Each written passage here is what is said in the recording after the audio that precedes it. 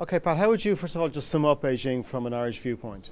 Well, I think the results were adequate, but not good enough, as the report here today will show, as comparisons to other countries of our size and population.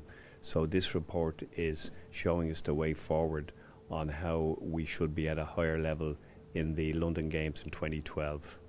Just outline to us some of the improvements you would like to see ahead of the next Olympics.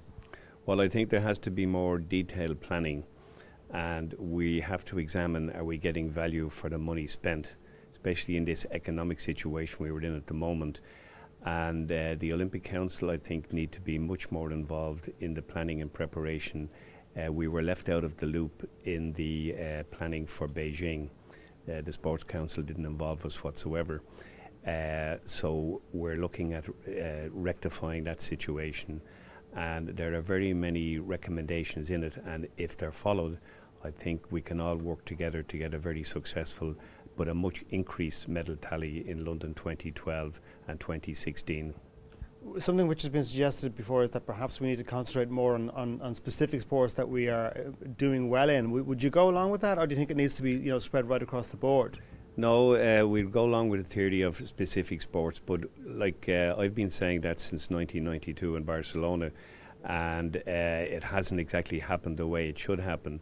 And we've had a few failures along the way. The Sports Institute was to be up and running several years ago. It still isn't. This still has no impact on the preparation for the future. We have to get that sorted as well. So I think it's time that we all get our heads together, and possibly led by the Minister, to get all parties now to make sure that we get the best results for the money that we're going to spend, having regard to the times that we're in. Because at the end of the day, what we sincerely hope is that by 2012, the world will be coming out of the dreadful downturn, and the London Games will be the focus. So the Irish public will have very high expectations then for the team, which is a home games to us. Obviously the boxers did very well in Beijing, but overall maybe a bit of disappointment, certainly in relation to the athletics. Well, no, all the athletes who qualified, they fully deserve to go, and they did well. The boxing always does well.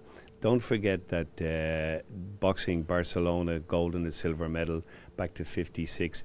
There's a great tradition in boxing in Ireland, and irrespective of what's happening, they're a consistent sport who are always producing good athletes. Yes, other sports have to be looked at to see, have they got the right training programs, have they got the right ambition, are they achievers, and I think that we have to focus in on that. And would you be optimistic that Katie Taylor will be competing in the next Olympics? Well, I stand very strong on that, and I'm pushing that big time. That's a decision by the Executive Committee of the International Olympic Committee, so it's outside of my hands, but there's a big lobby at the moment for ladies boxing to be included, and it would be my great wish that Katie would be competing in London for Ireland, and she's a great athlete and a tremendous girl. And as you said, in relation to the next Olympics, almost a home Olympics, do you think this is really our best chance to really perform now in 2012? Oh, absolutely, and we have nothing to whinge about. Climatic conditions, travel, language, culture, and the Irish public will have very high expectations when the Games are in London. And this is why, even though we're in a bad economic downturn at the moment, London 2012, it could be the Games will be what it'll raise all the boats.